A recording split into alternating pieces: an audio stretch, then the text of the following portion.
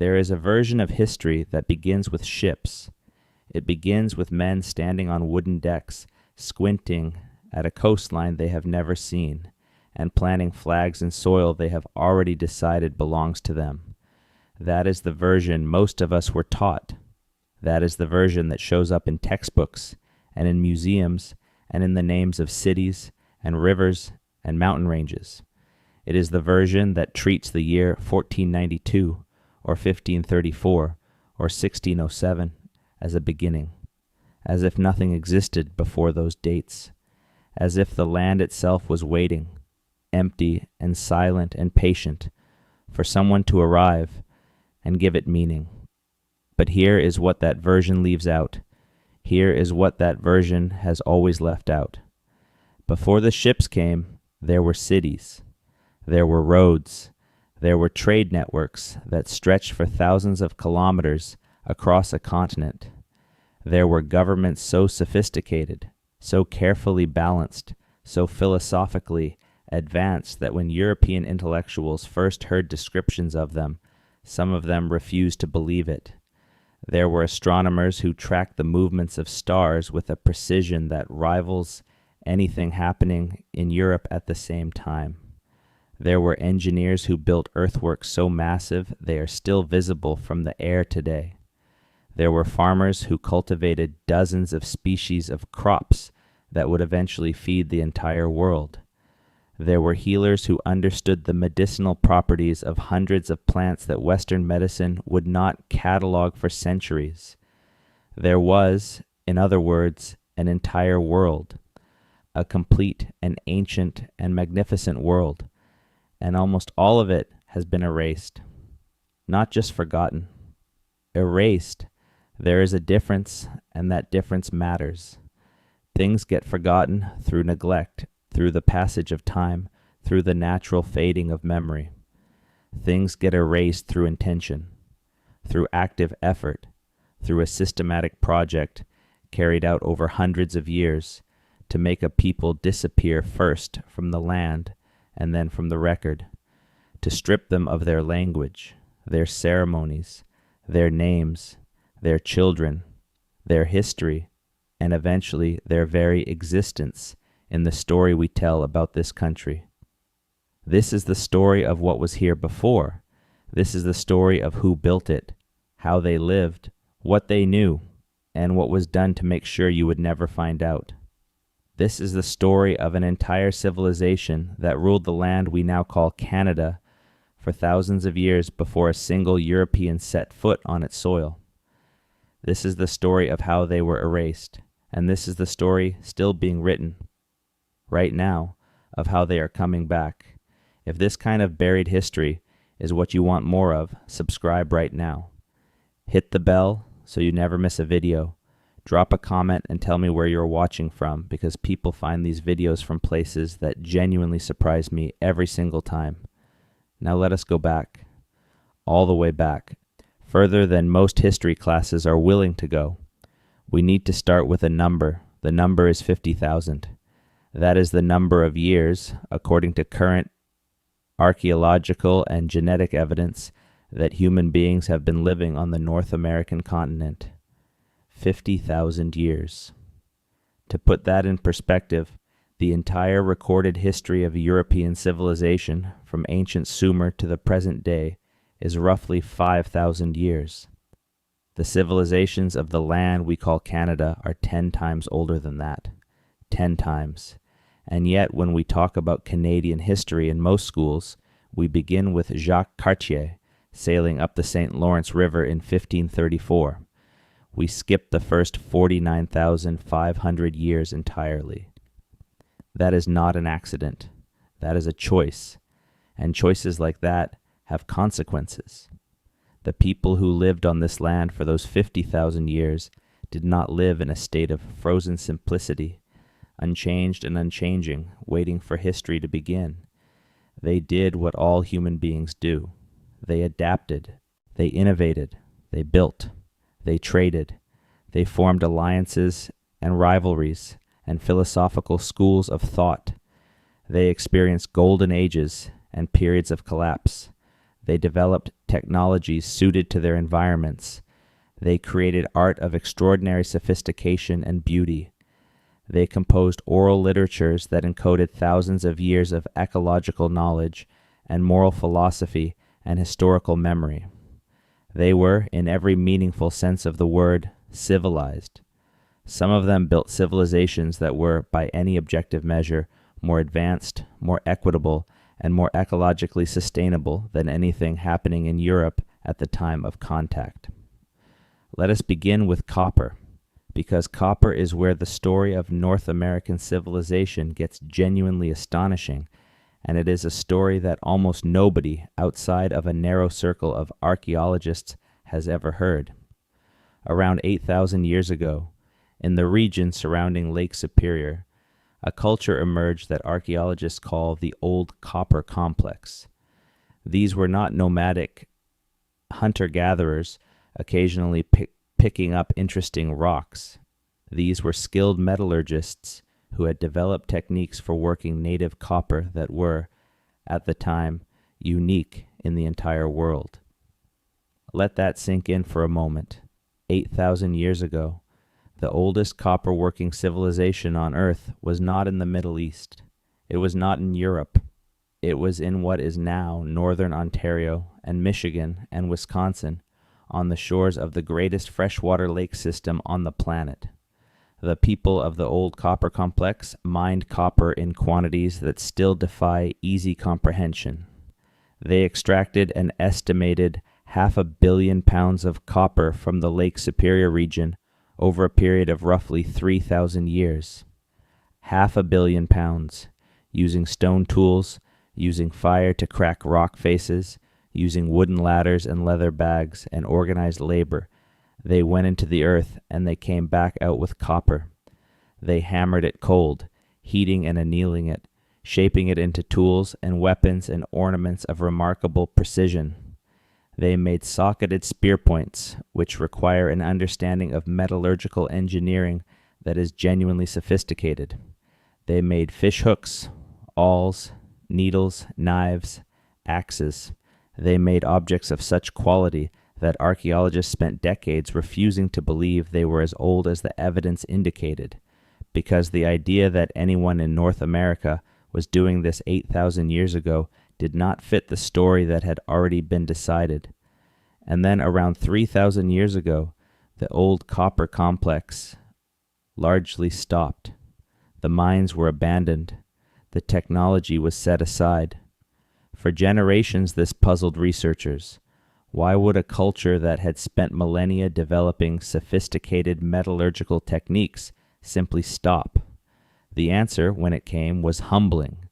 The culture had made a choice, a deliberate, considered, philosophical choice. They had looked at what metal tools were doing to their relationship with the land and with each other, and they had decided it was not worth it. They did not lack the capacity to continue.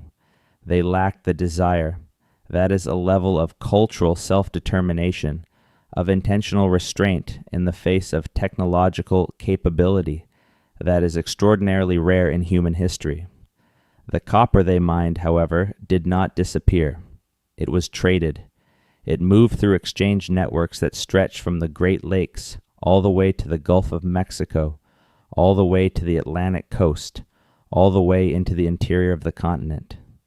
Pieces of Lake Superior copper have been found in burial mounds in Ohio, in Georgia, in Kansas, in New York.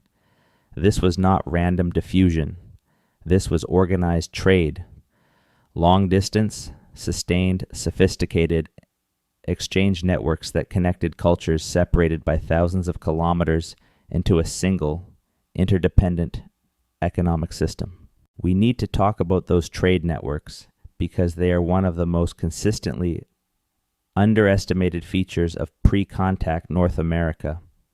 The image of isolated, disconnected tribes, each surviving independently in their own territory, is almost entirely wrong.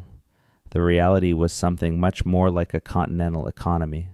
There were established trade routes, some of them thousands of years old, running in every direction across the continent. Specific materials moved in specific directions. Obsidian from Yellowstone, shells from the Gulf of Mexico, copper from Lake Superior, mica from the Appalachians, pottery styles, agricultural techniques, architectural ideas, religious concepts, political philosophies, all traveled along these same routes. The Hopewell culture, which flourished in what is now Ohio and the surrounding region from roughly 2,000 to 1,600 years ago, was not technically located in what we now call Canada, but its influence was deeply felt across the southern portions of what is now Ontario and Quebec. The Hopewell people were master traders, and their exchange networks touched virtually every major cultural group on the continent. Their earthworks, some of which cover areas larger than the Egyptian pyramids, were centers of ceremony and exchange, places where people from thousands of kilometers away came together to trade, to bury their dead, to negotiate alliances, to share knowledge. The people of southern Ontario were not peripheral observers of this system. They were participants. They sent goods south and received goods in return. They shared architectural and ceremonial ideas. They were part of something larger than any individual group, something that looked functionally like what we would call an international community. But to understand what was truly happening in the land we call Canada, we need to move forward in time and inward in geography to a culture that built something more explicitly recognizable as a political civilization. We need to talk about the people who call themselves the Haudenosaunee, the people of the Longhouse, known in European sources by the name their enemies gave them, a name that was derogatory in origin and that many members of this community prefer not to use today. They lived in what is now southern Ontario and Quebec and upstate New York, in a region of exceptional biological richness, of great forests and river valleys and lakes. They had been there for a very long time.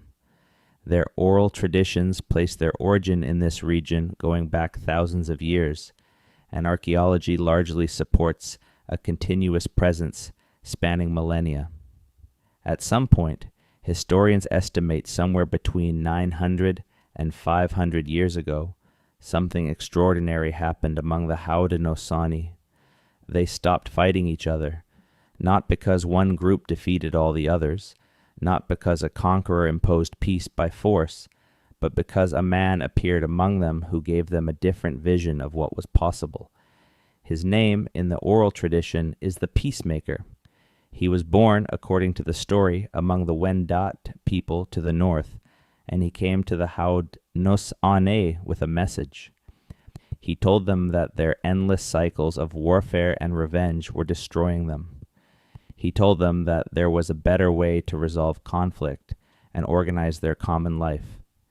He brought with him a woman named Gigansase, the mother of nations, without whose support he could not have succeeded, and a man named Hiawatha, who spread the message from nation to nation. Together they established something that had no real precedent in the world at that time. They established a constitutional democracy. The Great Law of Peace, the Gayanashagoa, was a sophisticated legal and political document transmitted orally through generations of trained keepers that established the rules of government for a confederation of 5 nations: the Seneca, the Cayuga, the Onondaga, the Oneida, and the Mohawk. Later, in the early 18th century, a 6th nation, the Tuscarora, would join. Together they formed the Haudenosaunee Confederacy, and they governed themselves according to the principles of the Great Law for centuries before Europeans arrived. The Great Law established a bicameral legislature in which different nations had different numbers of representatives based on seniority within the Confederation. It established procedures for debate and consensus building that required unanimous agreement among the nations before any major decision could be made. It established a clear separation between military and civil authority. It established the right of women, specifically, clan mothers to nominate and remove male leaders.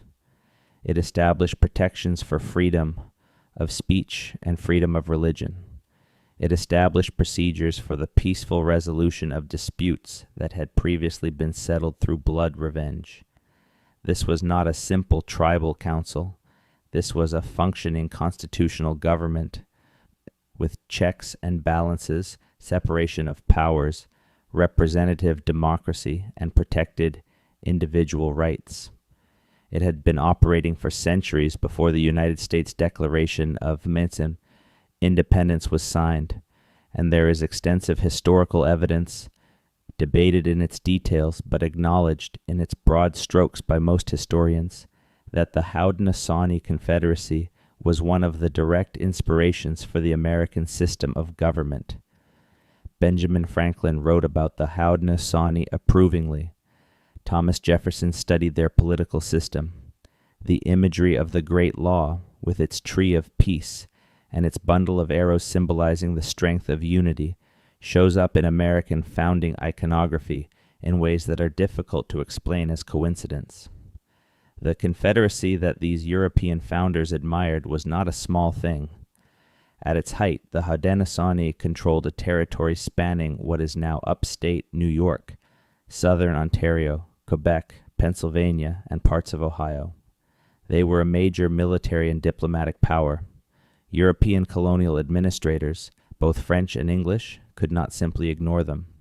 They had to negotiate with them, form alliances with them, and in many cases, seek their permission to do things on land the Haudenosaunee still controlled. Their economy was sophisticated and deliberately designed for sustainability.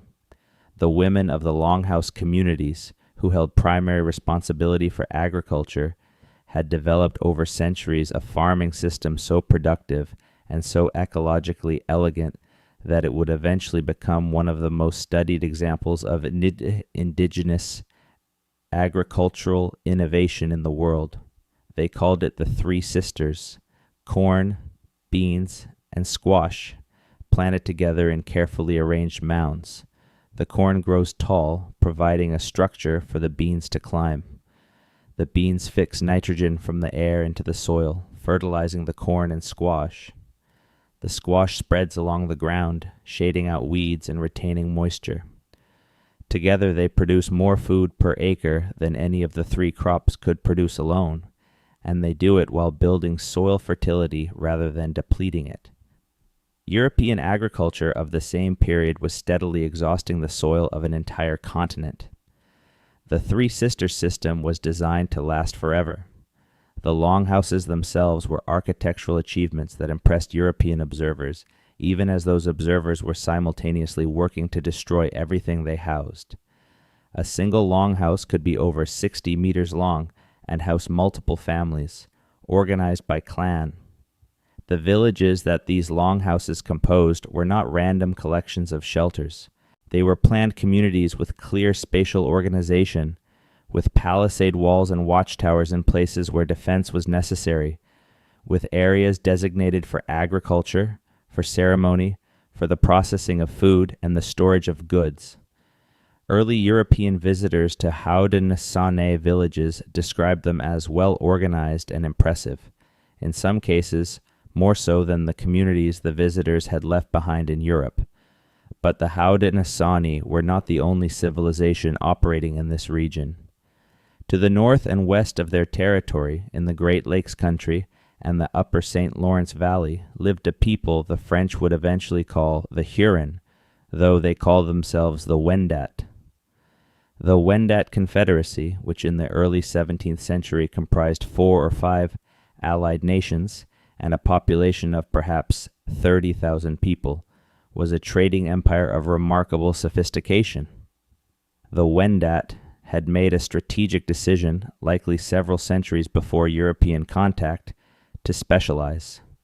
Rather than attempting to produce everything their communities needed, they focused their agricultural production on surplus corn, which they then traded across a vast network for goods they did not produce themselves. They traded corn to the Algonquian peoples to the north and east, who lived in regions too cold for reliable agriculture in exchange for furs, dried fish, and other goods. They traded with peoples to the south and west.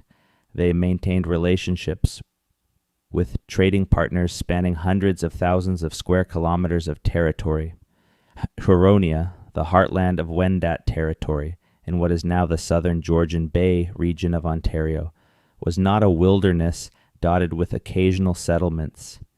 It was a landscape of carefully managed farms and orchards and villages connected by well-maintained trails.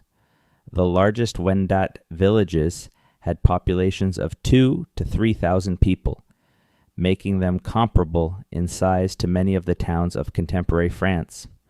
One, the village archaeologists now call Mantle Site, occupied an area of nearly 3 hectares and housed perhaps 2,000 people in a planned community with organized streets and dedicated spaces for different activities. The total population of Huronia in the early 17th century has been estimated at between 30 and 40,000 people living in a territory of perhaps 900 square kilometers. That is a population density comparable to parts of rural Europe at the same time. This was not empty land. This was a populated, farmed, managed, organized landscape, the product of centuries of deliberate cultivation. And then the French arrived, and then the Jesuits, and then the diseases.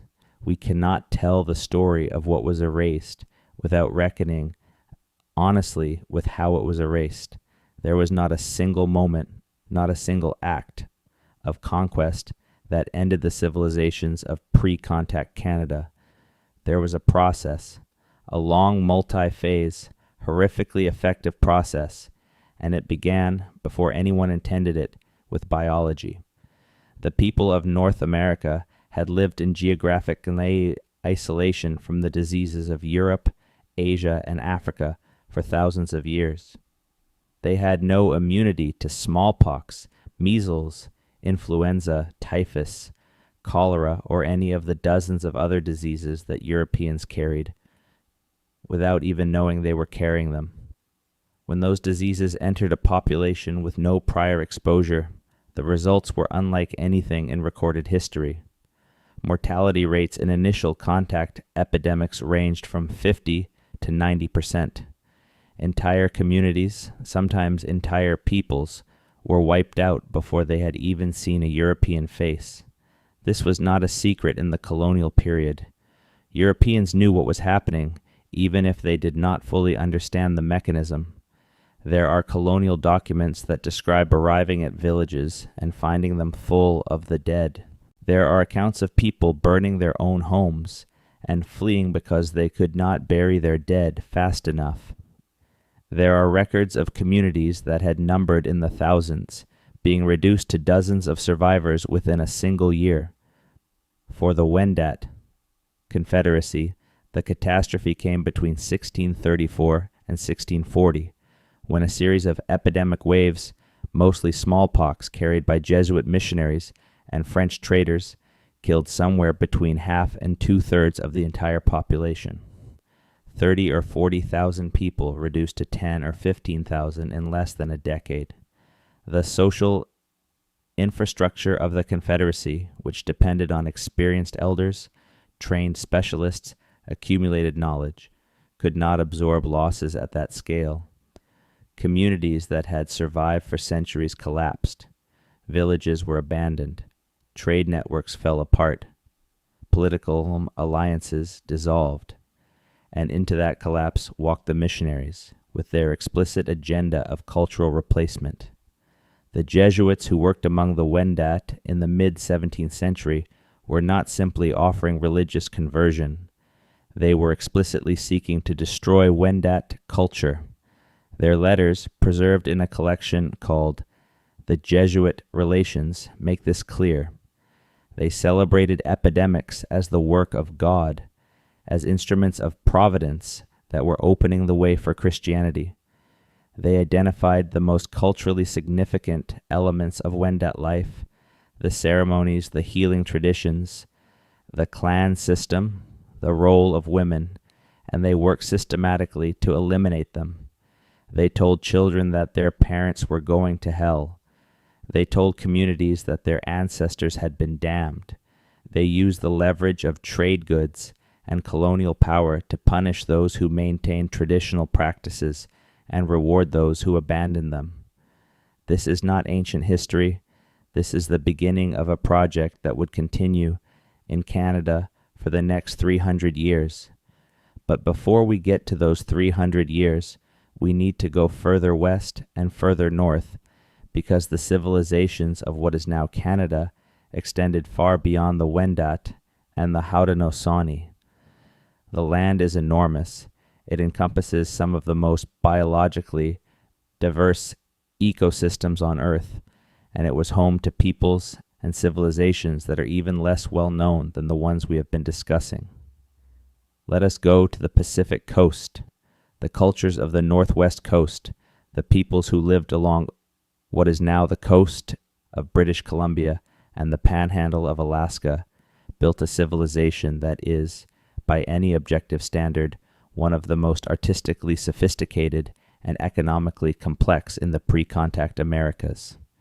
They did something that is almost unique in the history of human civilization worldwide. They achieved a level of social complexity, including hereditary rank, specialized crafts, extensive trade, monumental architecture, and complex ceremonial life, entirely without agriculture. Everywhere else in the world where civilizations of comparable social complexity have developed, they have been based on agriculture. The surplus food production of farming has, in every other case historians know of, been the foundation on which social specialization and monumental culture were built. The Northwest Coast peoples proved that this was not a universal law. The Pacific Ocean and the rivers that ran into it were so extraordinarily productive, so teeming with salmon and halibut and herring and shellfish and sea mammals, that communities could produce far more food than they needed through fishing alone. That surplus supported a civilization. The villages of the Northwest Coast were not temporary encampments. They were permanent, planned communities of cedar plank houses, each one large enough to house an extended family of 30 or 40 people. The cedar itself was the foundation of the entire material culture. From a single large red or yellow cedar, skilled craftspeople could produce a house, a boat, clothing, baskets, boxes, tools, and artwork. The woodworking of the Northwest Coast peoples was and remains among the finest in the world. The objects they produced, the elaborately carved boxes and bowls and masks and poles, encode a visual language of extraordinary complexity, a system of symbols and relationships and stories that took years of dedicated apprenticeship to master. The totem poles that have become the most internationally recognized symbol of Northwest Coast culture were not decorations. They were history. They were genealogies. They were legal documents recording the histories of families and their rights to specific territories, trade routes, ceremonial privileges, and hereditary names. A master carver who could read a totem pole could reconstruct centuries of a family's history from a single image. The poles were libraries, and when the Canadian government banned the potlatch ceremony in 1885, they were, among other things, banning the act of reading. The potlatch.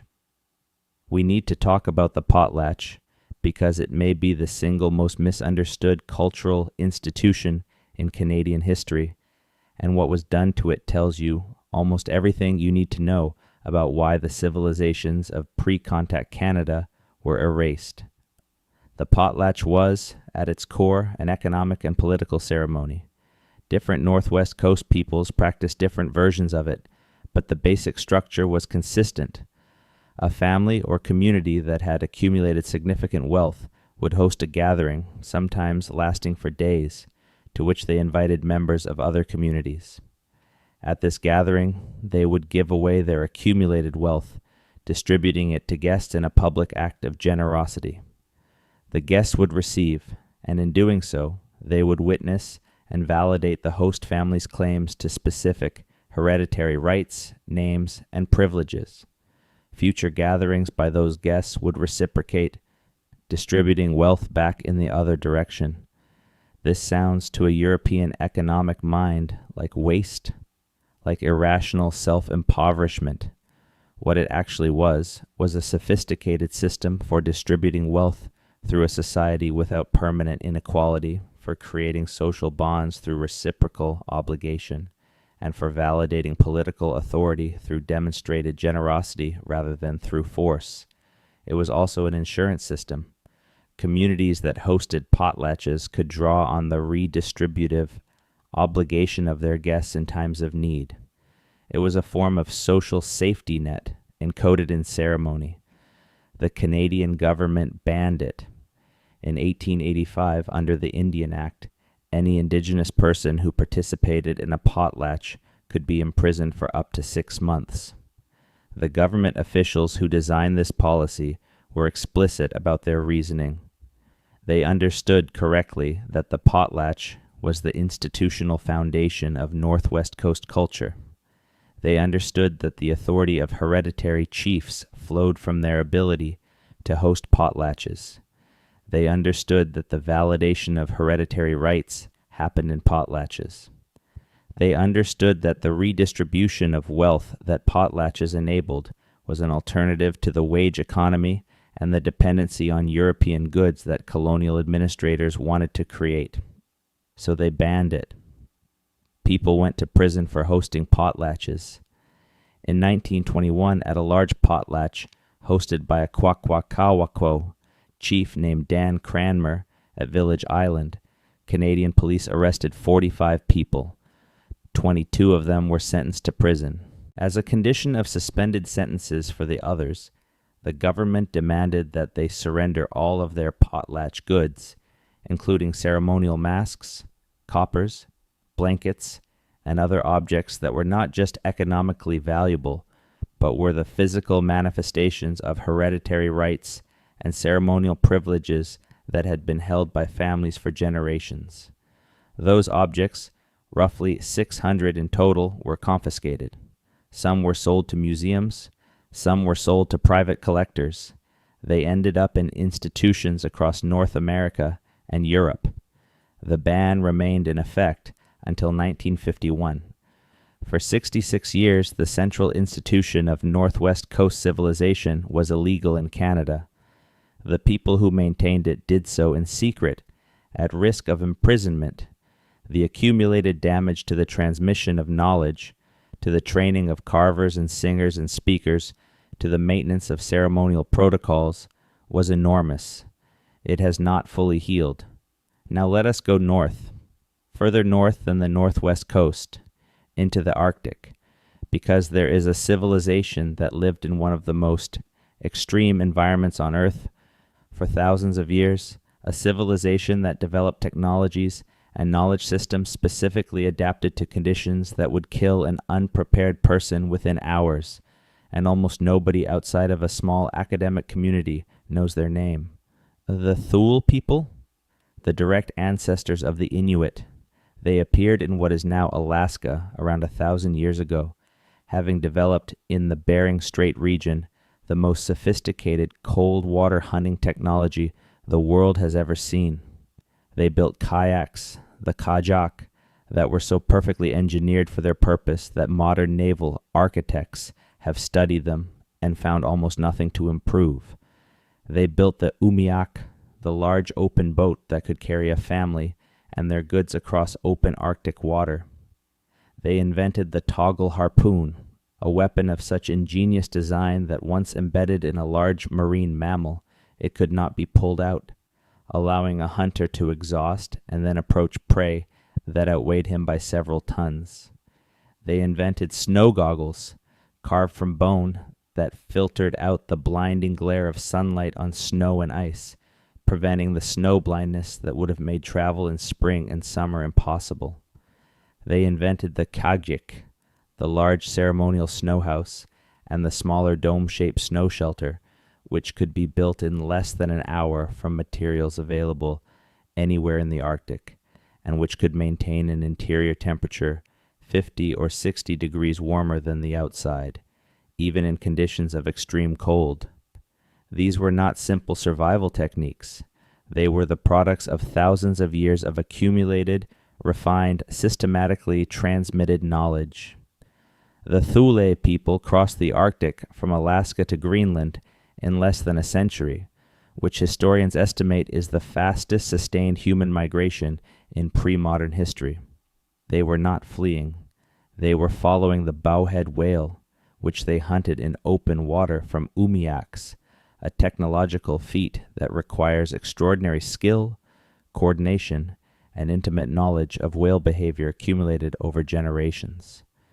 When the Thule people reached what is now the eastern Canadian Arctic and Greenland, they encountered another people who had been living there for much longer.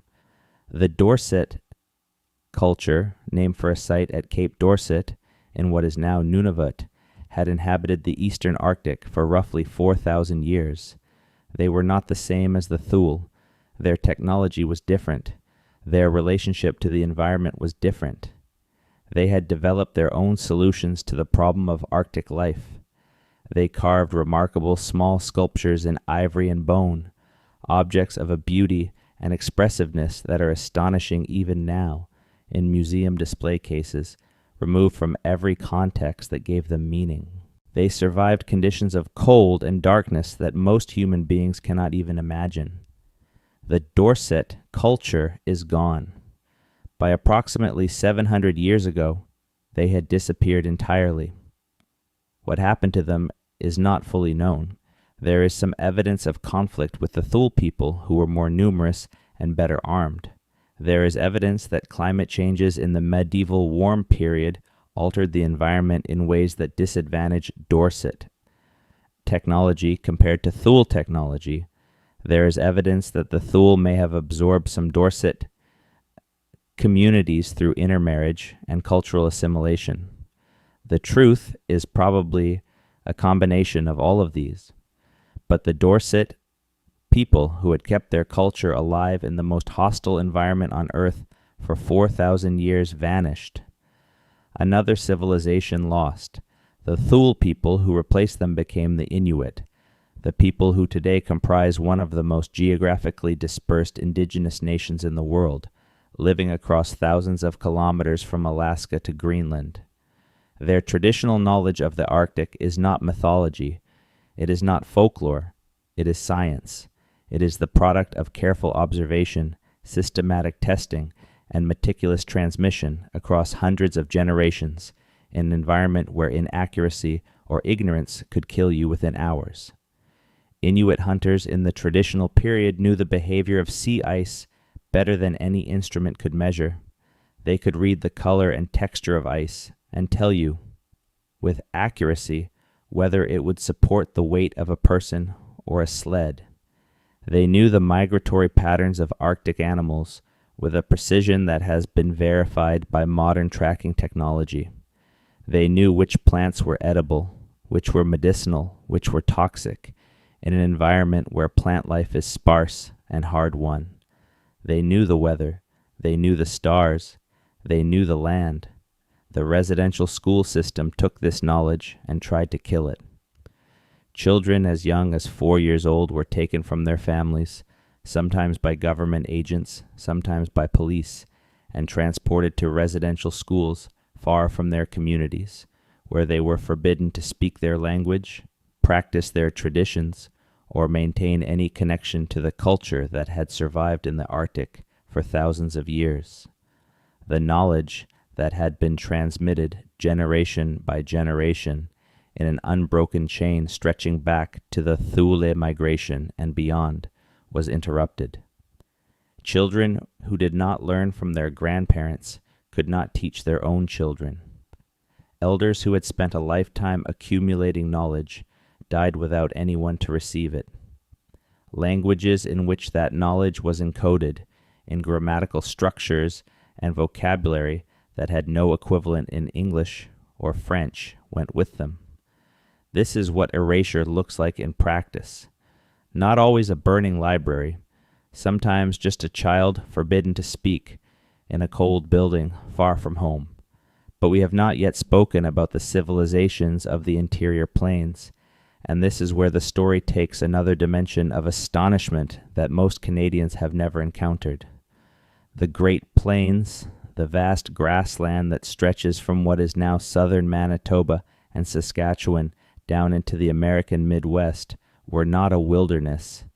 They were a managed ecosystem maintained over thousands of years by the deliberate activity of the peoples who lived on and around them. The relationship between the plains peoples and the bison was not simply one of predator and prey. It was a relationship of mutual dependence and, in a genuine sense, mutual shaping.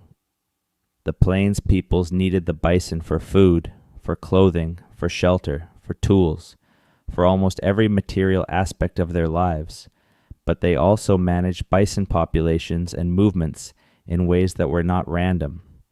The buffalo jump, the practice of driving bison herds over cliffs, was not a simple technique. It required an intimate knowledge of bison behavior, of the local topography, of wind direction, of the psychology of herd animals. It required organized cooperative labor involving dozens or hundreds of people, playing specific coordinated roles spread over kilometers of landscape. It required runners who could get close enough to a bison herd to direct its movement without triggering a stampede in the wrong direction, a skill that took years to develop. Head smashed in. Buffalo Jump, in what is now Alberta, is one of the oldest and largest buffalo jump sites in the world, and it was used continuously for approximately 6,000 years. 6,000 years of organized, skilled, coordinated communal hunting at a single site. The Vision Quest tradition, the Sweat Lodge ceremony, the Sun Dance, the careful protocols governing the distribution of bison meat after a communal hunt, all of these were not simply religious practices. They were the institutional infrastructure of a society that was managing a massive, complex, highly variable ecosystem with extraordinary effectiveness. The spiritual and the practical were not separate categories. The ceremonies embedded the ecological knowledge and the social protocols into the culture at the deepest possible level, making them difficult to lose even under pressure, because they were not just information, they were identity. The people of the plains also built. The medicine wheels, stone structures found across the northern Great Plains, some of them extraordinarily old, are one of the most enigmatic and underappreciated features of the pre-contact landscape. The Moose Mountain Medicine Wheel in Saskatchewan is at least 2,500 years old. The Big Horn Medicine Wheel in Wyoming, just south of the Canadian border, has spokes aligned to the rising points of significant stars, suggesting astronomical knowledge encoded in stone. These are not random rock piles. They are precisely constructed, deliberately oriented, and they were maintained and used over centuries by people who understood their purpose. Who built the first medicine wheel? Nobody knows. The knowledge of their construction and purpose, like so much else, was interrupted by the catastrophe of contact and colonization. We can measure and analyze them. We cannot fully read them. Let us now turn to the east, to a region that is in some ways the most archaeologically significant in all of pre-contact Canada, and in some ways the most thoroughly erased. The St. Lawrence Valley, the Great Lakes lowlands, the Upper Maritimes. This was, before contact, one of the most densely populated regions north of Mexico, a landscape of villages and farms and networks of trails that connected communities across hundreds of thousands of square kilometers. The St. Lawrence Iroquoians, a distinct group from the Haudenosaunee to the south and west, lived in large palisaded villages along the St. Lawrence River. When Jacques Cartier sailed up the river in 1534 and 1535, he encountered them at several villages, including a large one called Stadacona, near what is now Quebec City, and an even larger one called Hochelaga, near what is now Montreal. His descriptions of Hochelaga are remarkable. He describes a palisaded village of perhaps 1,000 people, with organized streets and a central ceremonial space surrounded by fields of corn and other crops, inhabited by people who were clearly accustomed to complex social organization. This was not a primitive encampment. This was a town. By the time Samuel de Champlain arrived at the same locations in 1603, roughly 70 years later, the St. Lawrence Iroquoians were gone, vanished. The villages were abandoned. The people who had guided Cartier up the river and fed him and taught him enough of their language to communicate no longer existed as a recognizable cultural group. What happened to them is one of the great mysteries of early Canadian history, and the likely answer, epidemic disease combined with warfare and population displacement, is also one of the most heartbreaking. This pattern repeated itself across the continent. Explorers would encounter a civilization, note its existence, describe its settlements and its people, and then the next generation of Europeans who arrived would find nothing but abandoned sites. The diseases moved faster than the explorers. By the time permanent European settlement began in earnest, in many regions the catastrophic population collapse had already happened. Europeans arrived to find what looked like an empty landscape, not knowing, or not wanting to know, that the emptiness was recent, that it was the result of a biological catastrophe without precedent in human history, and that the land itself bore the marks of the civilization that had been there. Those marks are everywhere, if you know how to look. The dark, rich soil that made the Haudenosaunee and Wendat agricultural regions so productive was, in significant part, the result of centuries of human cultivation. The forests of eastern Canada, which European settlers perceived as primordial wilderness, were in many cases second-growth forests regenerating over abandoned agricultural land. The meadows and clearings that made travel through the forest relatively easy in many regions were not natural features. They were the result of deliberate burning, a land management practice used across North America to maintain the open habitat that favored deer and elk and bison and encouraged the growth of berries and other useful plants. When indigenous peoples were removed from the land or decimated by disease, the burning stopped and the forest closed in. The landscape that Europeans found and called wilderness was actually a landscape in the process of reverting to wilderness from something that had been actively managed for human purposes. There is a concept in ecology called the shifting baseline syndrome. It describes the tendency of each generation to regard the natural world they observe in their youth as the baseline, the normal, the original state of things, even if that world is already profoundly altered from what came before. European settlers looked at the forests and the plains of Canada and saw wilderness because they had no memory of anything different. They had no way to know or refused to acknowledge that what they were looking at was the aftermath of a demographic catastrophe, the ecological equivalent of a city after a nuclear event, rebuilding itself in the absence of its former inhabitants. But the land remembered. It remembered in the shape of the soil and the composition of the forests and the migratory patterns of the animals.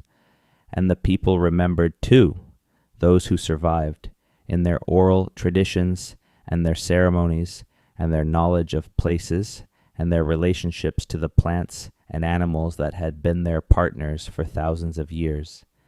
The memory survived the catastrophe. What happened next was an attempt to destroy the memory itself.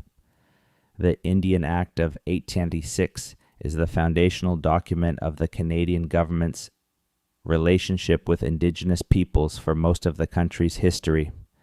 It is one of the most comprehensive pieces of legislation for the control and eventual elimination of a people ever enacted by a democratic government in the modern era.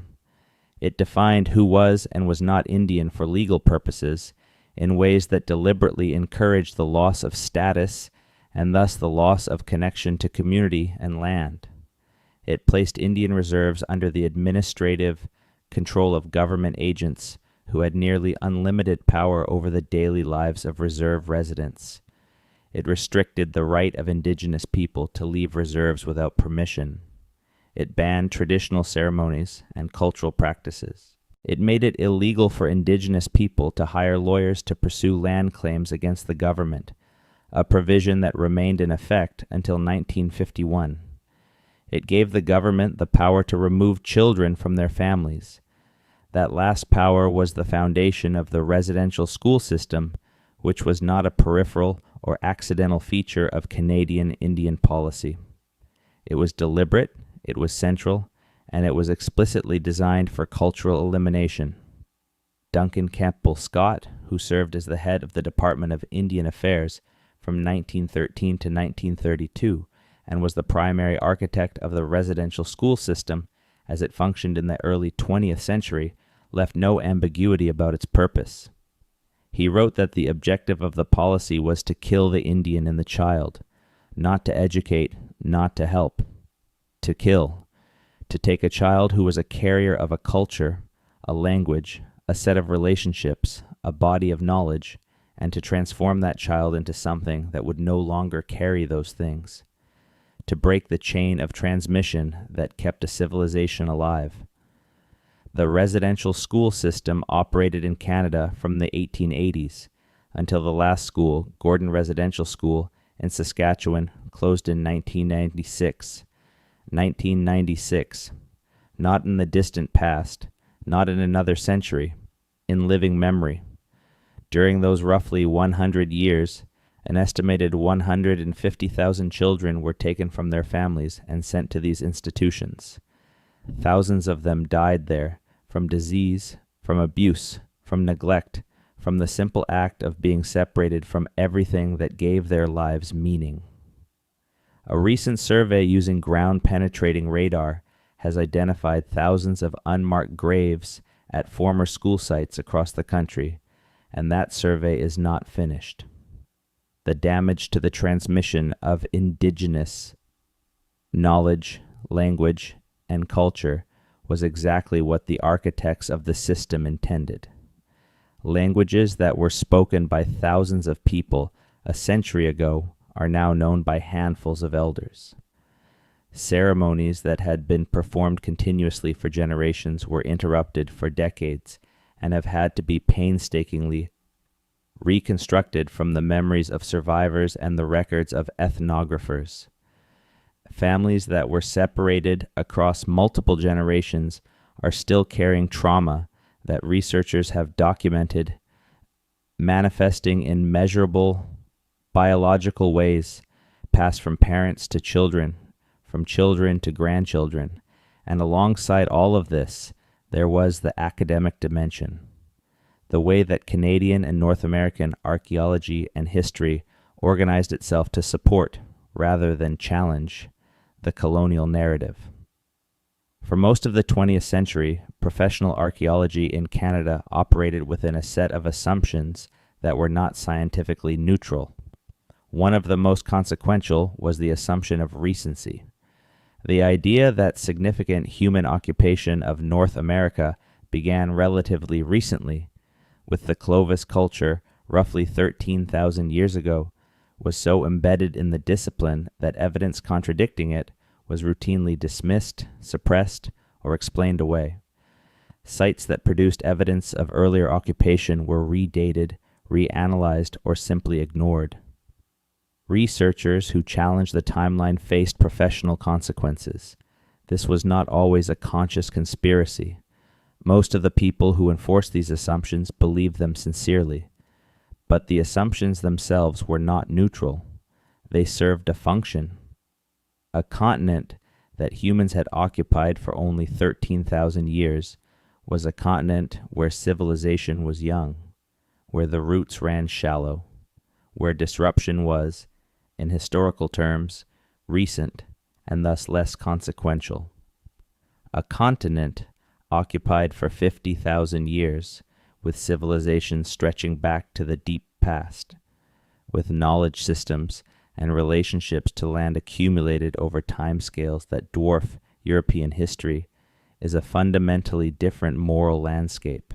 The evidence that challenged the Clovis first model existed for decades.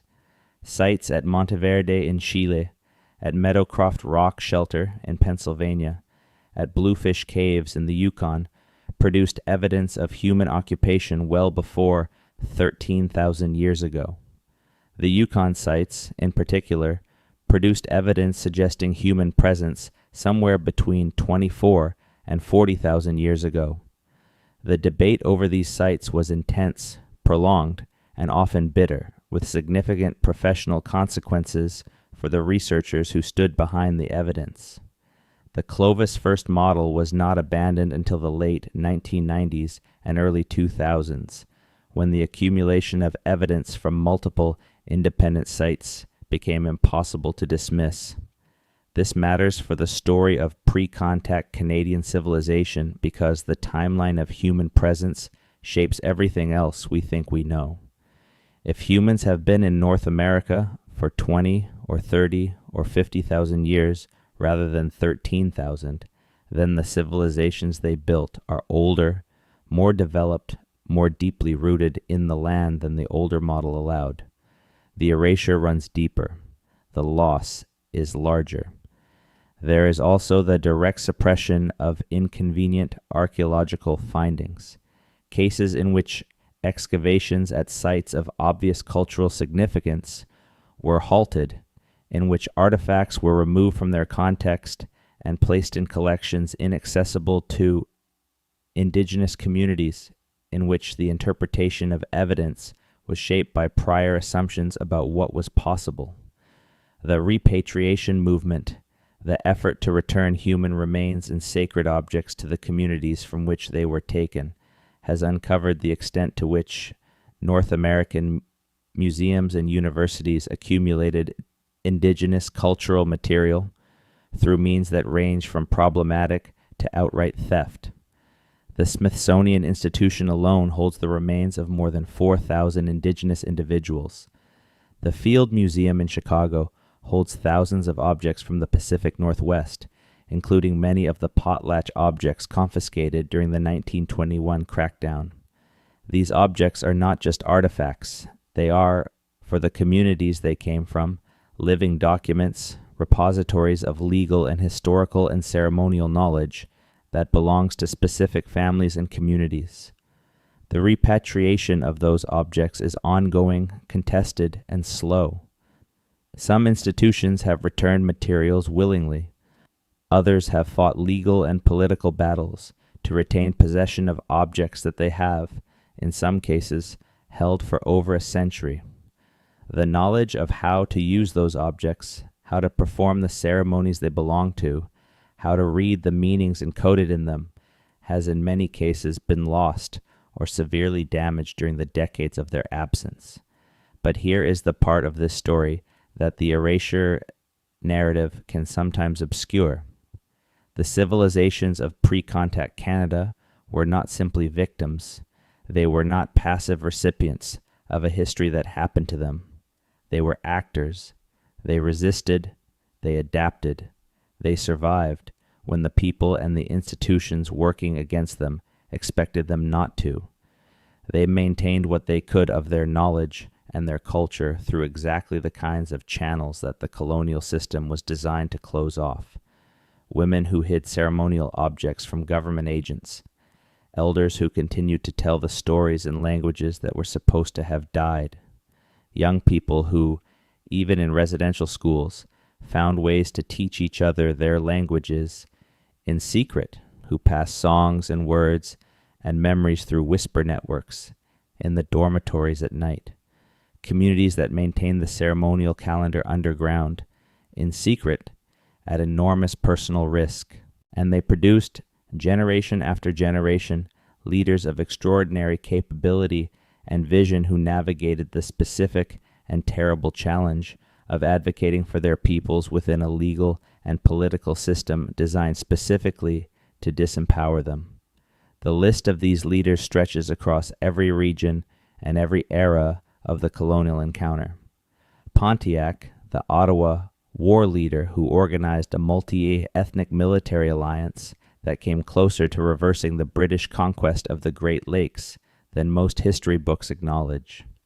Big Bear and Poundmaker, the Cree leaders of the Northwest Resistance, who were imprisoned for daring to resist the dispossession of their people. Louis Riel, the Métis leader whose execution by the Canadian government in 1885 remains one of the most bitterly contested acts in Canadian political history. Mary, 2 acts early, who spent decades fighting the provisions of the Indian Act that stripped status from Indigenous women who married non-Indigenous men, and who lived to see those provisions finally repealed in 1985. Elijah Harper, who with a single eagle feather held in his hand in the Manitoba legislature in 1990, killed the Meech Lake Accord, forcing Canada to confront the fact that any constitutional negotiation that did not include Indigenous peoples was fundamentally illegitimate. Cindy Blackstock, who spent decades fighting the Canadian government's systematic underfunding of child welfare services on reserves, and who eventually won a landmark ruling confirming that this underfunding constituted racial discrimination. These are not peripheral figures. They are central to the history of Canada, but they are, in many cases, not in the textbooks. And then there is the language question. When we talk about what was lost in the erasure of pre-contact Canadian civilizations, the loss of language is perhaps the most irreversible and the least understood by people who have only ever known one language. There are currently approximately 70 Indigenous languages still spoken in Canada. 70 distinct languages, not dialects, not variations on a theme, but fully independent linguistic systems, as different from each other as Japanese is from Portuguese, as Arabic is from Swahili. Each of these languages is a different way of being in the world.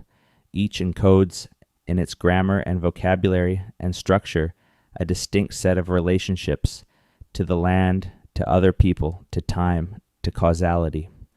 Some of them have grammatical structures for which there is no equivalent in any European language. Algonquian languages are built around animate and inanimate as their primary grammatical distinction, rather than the gender distinction of European languages. What counts as animate in Algonquian is not the same as what counts as animate in English. Stones are animate. The sun is animate. Certain sacred objects are animate. This is not a quaint cultural curiosity. It is a fundamentally different ontological framework, a different theory of what has agency and what does not, embedded in the grammar of the language in a way that shapes thought at a pre-conscious level. Many of those 70 languages are critically endangered. They are spoken by tens or dozens of elders. When those elders die, the language dies with them, unless heroic and well-funded revitalization efforts succeed. And when the language dies, something irreplaceable dies with it. Knowledge that was embedded in the language, knowledge of plants and animals and weather and seasons and social relationships and cosmology, knowledge that had no equivalent in English or French and therefore was never translated, knowledge that was encoded in the grammar itself in ways that resist translation, all of that goes. The residential school system was explicitly designed to kill languages. Children were beaten for speaking their mother tongues. They were punished, shamed, isolated. The method worked.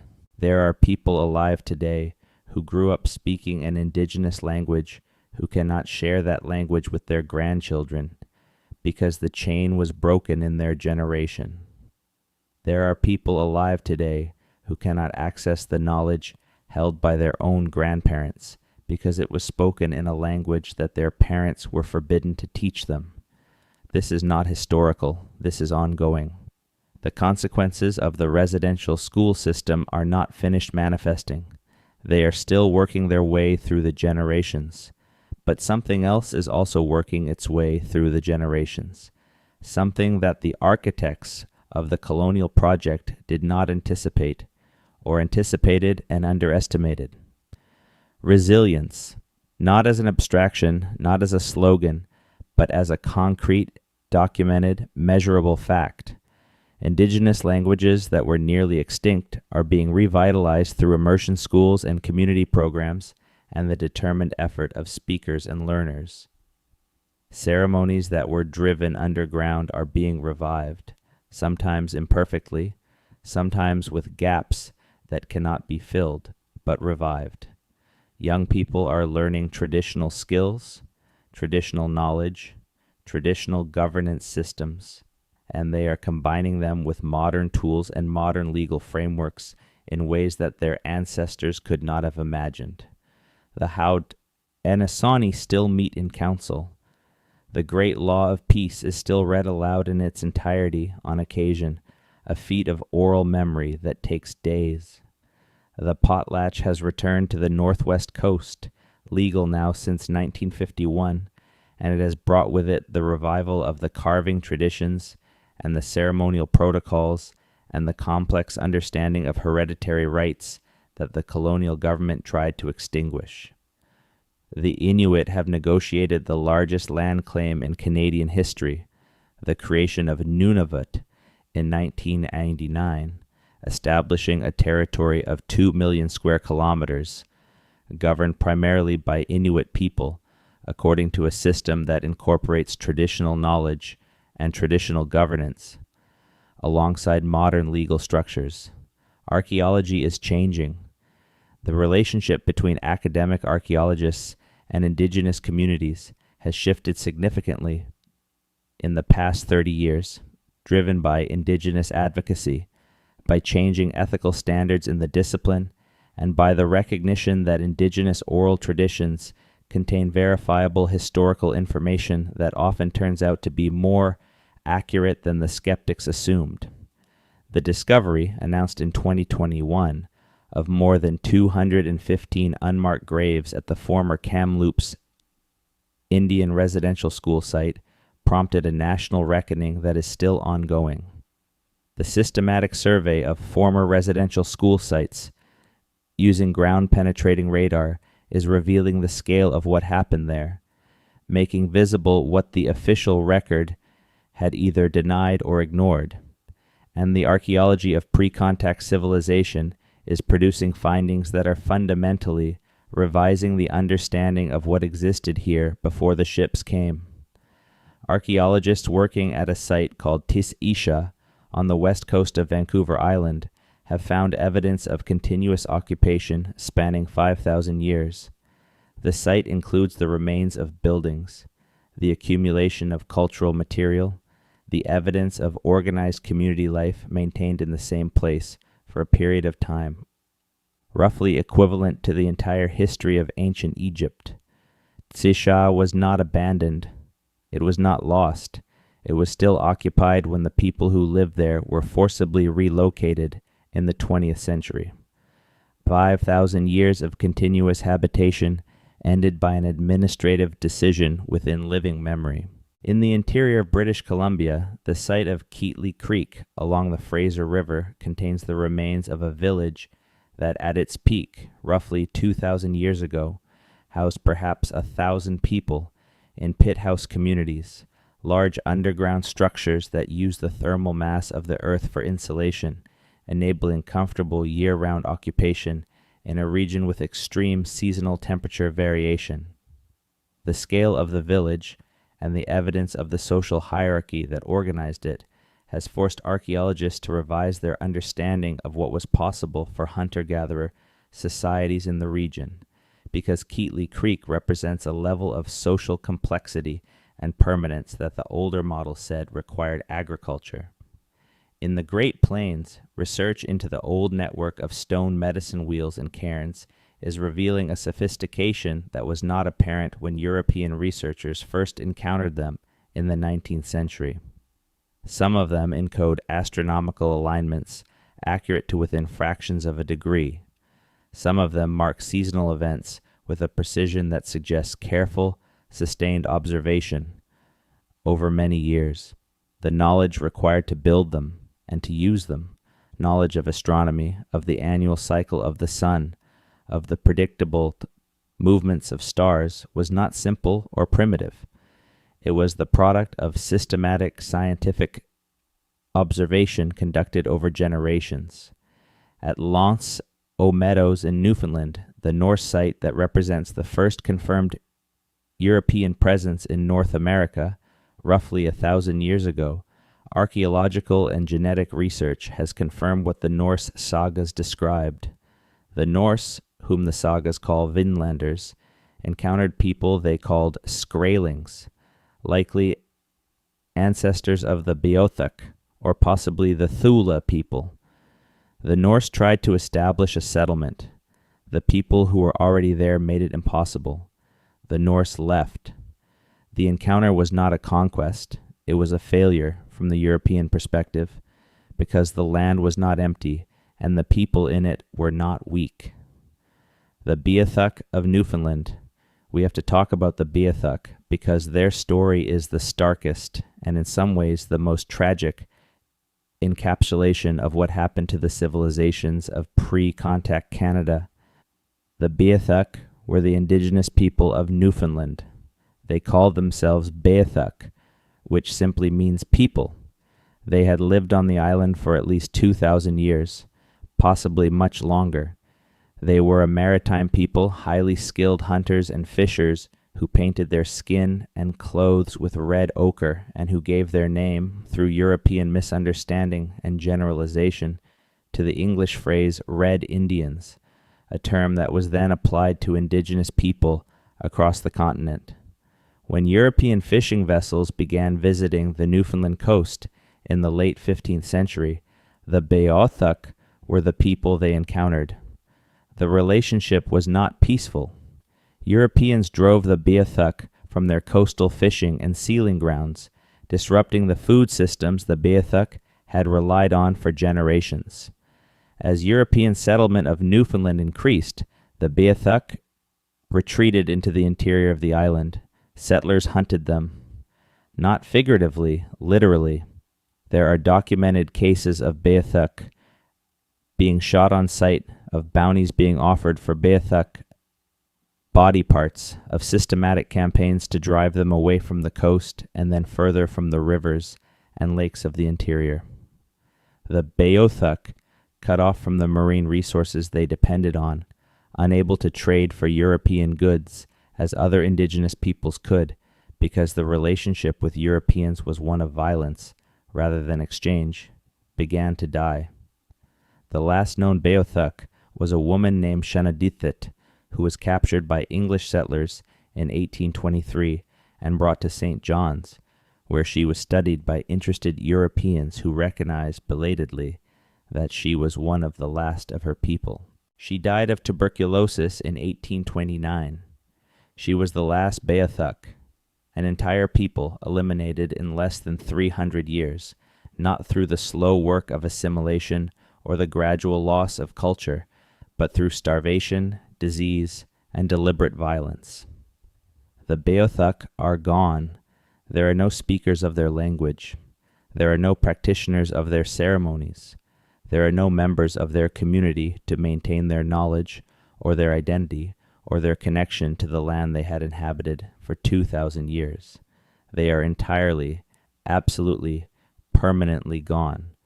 And their story is not an exception in the history of Canadian indigenous peoples. It is an extreme case of a pattern that was repeated in less complete but no less intentional forms across the country. But the land still carries their memory. Red ochre deposits in Newfoundland carry traces of Beothuk use. The archaeological sites they left, their campsites and their burial places, and the places where they made their tools are still there, waiting for the investigation that could tell us more about how they lived and what they knew. The DNA of their descendants, if any survived through informal mixing with the settler population or through earlier encounters with Algonquian peoples on the mainland, may still be present in Newfoundland's current population, unidentified and unrecognized. The land holds what it holds. We should also talk about the Métis. The Métis are a people who came into existence through the encounter itself, through the mixing of indigenous and European heritage, primarily in the Great Plains and the Great Lakes region, who developed in the 18th and 19th centuries a distinct culture that was neither simply indigenous nor simply European, but something genuinely new. They developed their own language, Michif, a grammatically extraordinary combination of French and Cree that is found nowhere else in the world. They developed their own economy centered on the bison hunt, organized according to protocols that combined indigenous hunting practices with French-Canadian administrative structures. They developed their own political institutions, their own laws, their own governance systems, their own sense of themselves as a people. Louis Riel tried twice to defend the rights of the Métis people against Canadian expansion, and he died by hanging for it in 1885. The Métis were not recognized as a distinct people with constitutionally protected rights until 2003. Their land claims remain partially unresolved to this day. All of this, the 50,000 years of human presence, the old copper complex, the Haudenosaunee democracy, the Wendat trade empire, the Northwest Coast civilization, the Thule Arctic engineers, the Plains peoples and their managed landscape, the St. Lawrence Iroquoians and their towns. All of it has been systematically underrepresented in the history that Canadians learn about themselves, not because the evidence is absent. The evidence is extensive, not because the scholars have not done the work. The work is substantial, because there are choices made at the level of curriculum and publishing and museum curation and political culture about what history to make visible and what history to leave in the dark. Those choices are being challenged now. The process of what is called reconciliation, a word that many Indigenous people regard with appropriate skepticism because it implies there was once a state of conciliation that can be returned to, rather than a state of injustice that requires transformation, is underway in Canada. The Truth and Reconciliation Commission, which operated from 2008 to 2015, documented the history and the ongoing consequences of the residential school system. Its 94 calls to action, ranging from curriculum reform to child welfare policy to the revitalization of Indigenous languages, have been partially implemented and largely unfinished. The United Nations Declaration on the Rights of Indigenous Peoples, which Canada resisted and eventually adopted in 2016, establishes a framework for Indigenous self-determination that, if fully implemented, would require a fundamental rethinking of the relationship between the Canadian state and the peoples who were here before it. There are young Indigenous scholars who are doing the archaeology and the linguistics and the historical research that is filling in what was erased. There are elders who are teaching, urgently, everything they know to people who will carry it forward. There are communities building language nests, intensive immersion programs for children that are producing new speakers of languages that came within a generation of extinction. There are legal decisions coming from Canadian courts and international bodies that are recognizing rights that were never legitimately extinguished and that the Canadian state had simply proceeded as if did not exist. The archaeology of pre-contact Canada is one of the richest and least excavated fields in the world. Not literally, not in terms of sites. There are hundreds of thousands of documented archaeological sites across the country. Unexplored in terms of our understanding, in terms of the questions that have been asked and the stories that have been told from the evidence.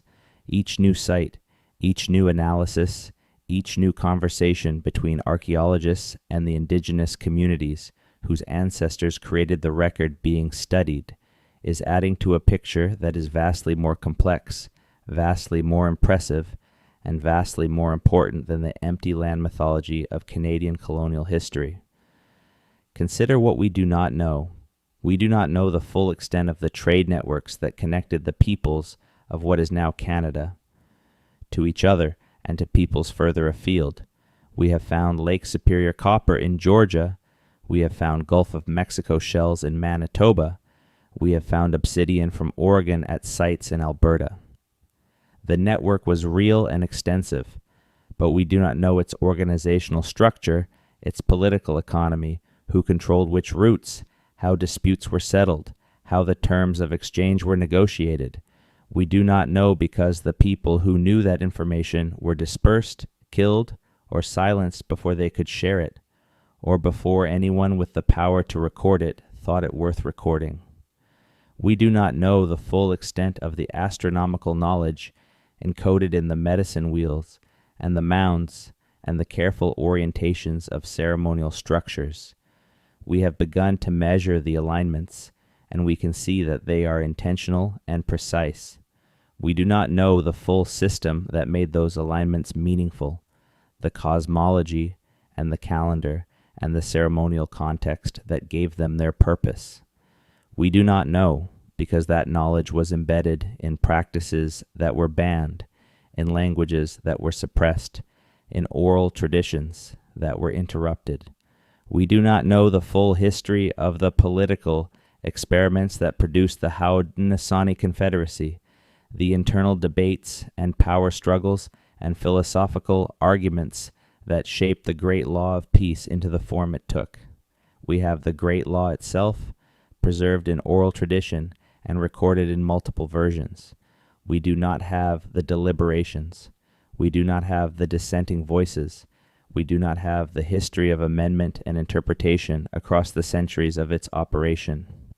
We do not have that because the colonial encounter disrupted the political culture that would have maintained that memory. What we do know is enough to make the original claim, the claim this video began with, not just defensible, but undeniable.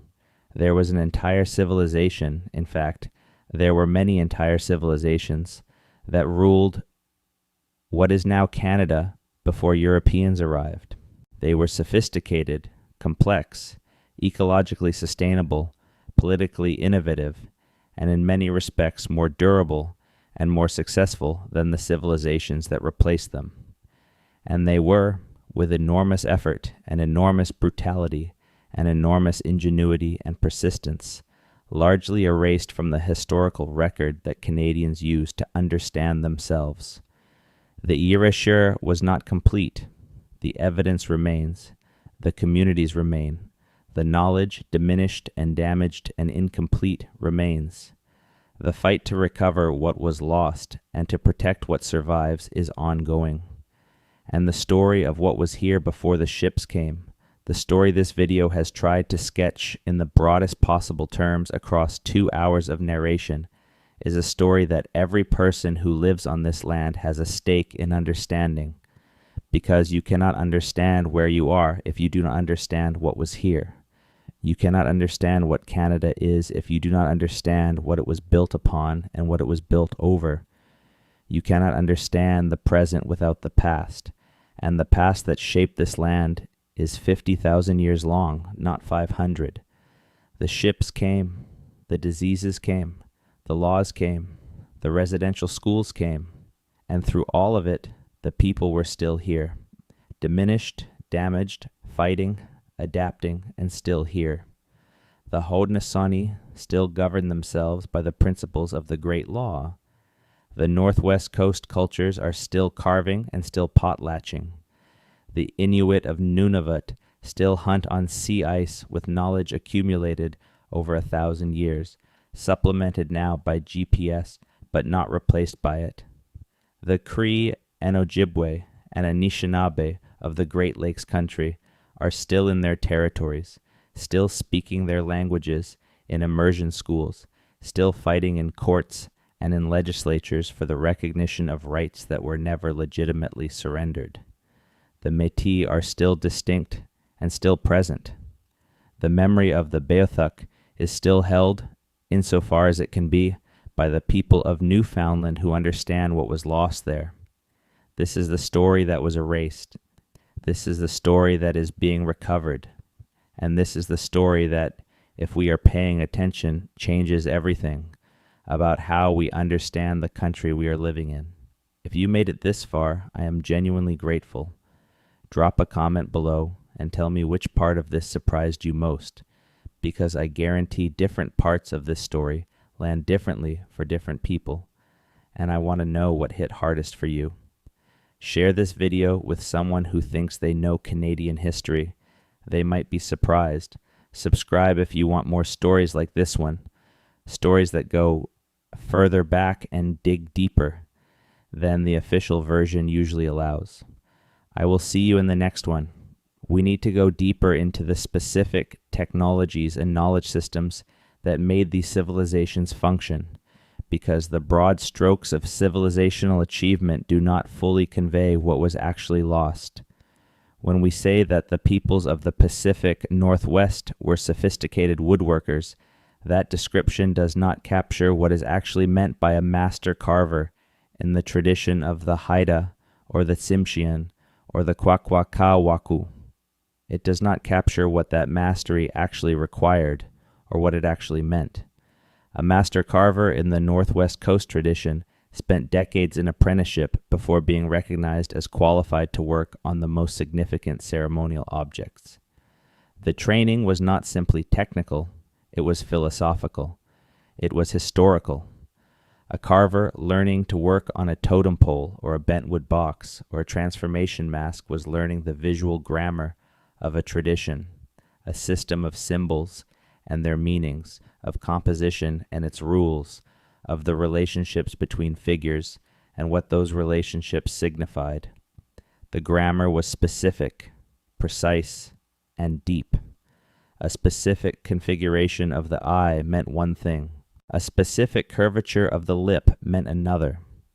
The way one figure was nested within another encoded information about kinship and hierarchy and spiritual relationship. You could no more read a Northwest Coast carving without knowing this grammar than you could read a page of text without knowing the alphabet. The best carvers were also the most important historians. They were the ones responsible for creating the objects that recorded hereditary rights and family genealogies, the objects whose existence and public display constituted the legal record of who had the right to do what, to use which crest, to perform which ceremony, to harvest which territory. When the government confiscated the potlatch objects in 1921, they were not just confiscating cultural curiosities. They were confiscating the legal documents of a civilization, the deeds and charters and genealogical records of communities that had maintained those records in this form for centuries. The revival of Northwest Coast carving in the second half of the 20th century is one of the most remarkable stories of cultural resurrection in modern history. It was driven in significant part by a handful of people who had either maintained the tradition through the period of suppression or who worked backward from museum collections to reconstruct what had been lost. Bill Reed, the Haida master carver, is the most internationally recognized of these figures, but he worked alongside and in dialogue with a generation of teachers and students who collectively rebuilt a tradition that had come close to disappearing. The carving is alive now. It is taught and practiced and publicly displayed in ways that would have been illegal within living memory. But it is a tradition that was interrupted, and the interruption left gaps that sometimes only become visible in specific contexts, in the performance of ceremonies that require objects that were confiscated and have not been returned, in the protocols that govern specific relationships that were disrupted for so long that the memory of their precise form has become uncertain. The botanical knowledge of pre-contact Canada is another dimension of what was lost that tends to be underappreciated. Across the continent, indigenous peoples had developed over thousands of years an extraordinarily detailed pharmacopoeia, a systematic knowledge of the medicinal properties of the plants in their environment. This was not folk medicine in the dismissive sense that phrase often carries. It was empirical medicine developed through observation, testing, and careful transmission across generations, in many cases far more effective for specific conditions than anything available in Europe at the time of contact. The bark of the white willow, which contains salicin, a compound closely related to aspirin, was used by numerous North American peoples for pain relief and fever reduction. The antimicrobial properties of various conifer resins were widely known and applied to wound treatment. Certain plants used in traditional medicines of the Great Plains region contain compounds that have subsequently been identified as effective against specific pathogens. The list goes on, and it is long. The systematic study of North American indigenous plant medicine has produced and continues to produce compounds of genuine pharmaceutical value developed by modern pharmaceutical companies from knowledge that was originally indigenous and in many cases has been extracted without compensation or acknowledgement.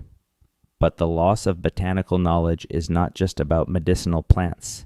It is about the entire relationship to the living world that the knowledge embedded.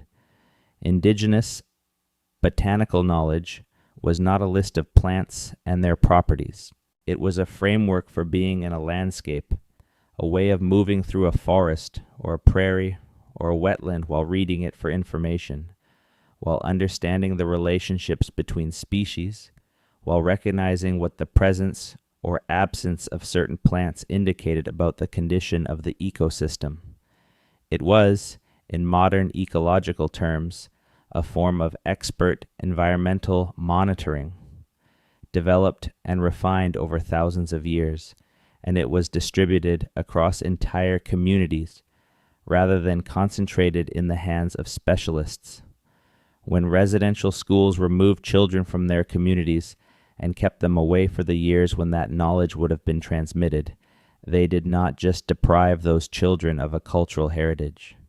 They severed the connection between human communities and the landscapes those communities had co-evolved with for thousands of years.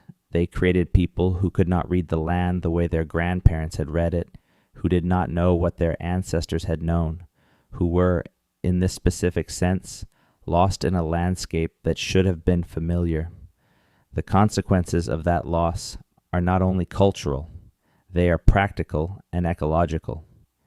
Indigenous knowledge of specific ecosystems accumulated over millennia is now recognized by environmental scientists as a significant and largely untapped resource for understanding ecological change, for monitoring biodiversity, for understanding how ecosystems respond to climate variation.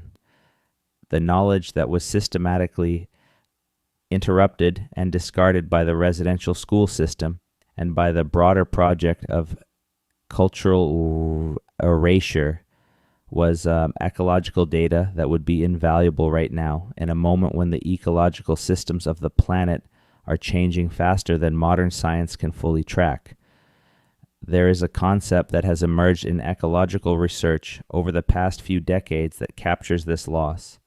It is called traditional ecological knowledge, sometimes abbreviated TEC, and it refers to the cumulative body of knowledge, practice, and belief about the relationships between living beings, including humans, and their environment that has evolved by adaptive processes and been handed down through generations. This knowledge is increasingly recognized by ecologists and conservation scientists as genuinely valuable, as containing insights that long-term scientific monitoring cannot replicate because it extends over time scales that scientific monitoring programs cannot match. an elder who can describe how a forest changed over the course of their lifetime, who can say that a certain species of bird used to be present and is now absent, or that the ice on a certain bay used to form in a certain month and now forms later, is providing data that no instrument can provide, because no instrument was there for the preceding 80 years. The systematic destruction of indigenous cultures has destroyed tech along with everything else. The Inuit elders who can describe changes in sea ice conditions over their lifetimes are fewer every year. The Anishinaabe elders who know which species of wild rice flourished in which lakes a century ago are fewer every year. The knowledge is still being gathered by ethnobotanists and environmental scientists and oral historians who recognize its value, but it is being gathered in a race against time, against the mortality of the people who carry it, and in many cases it is being gathered too late. We should also speak about what the civilizations of pre-contact Canada understood about governance that has not been adequately incorporated into the political thinking of the modern world. The Haudenosaunee model of democracy was mentioned earlier. Its bicameral structure, its consensus requirements, its role for women in selecting and removing leaders. But there are aspects of the great law of peace that go beyond the institutional mechanics and into the philosophical foundations of governance that have not been fully appreciated even by those scholars who have taken the Haudenosaunee political model most seriously. One of these is the principle known in Haudenosaunee thought as considering the impact of decisions on 7 generations into the future. This is not an abstraction or a slogan in the traditional context. It was a specific requirement embedded in the deliberative process, an obligation to extend the frame of consideration beyond the immediate and the proximate, to think about the consequences of decisions not just for current members of the community, but for people not yet born.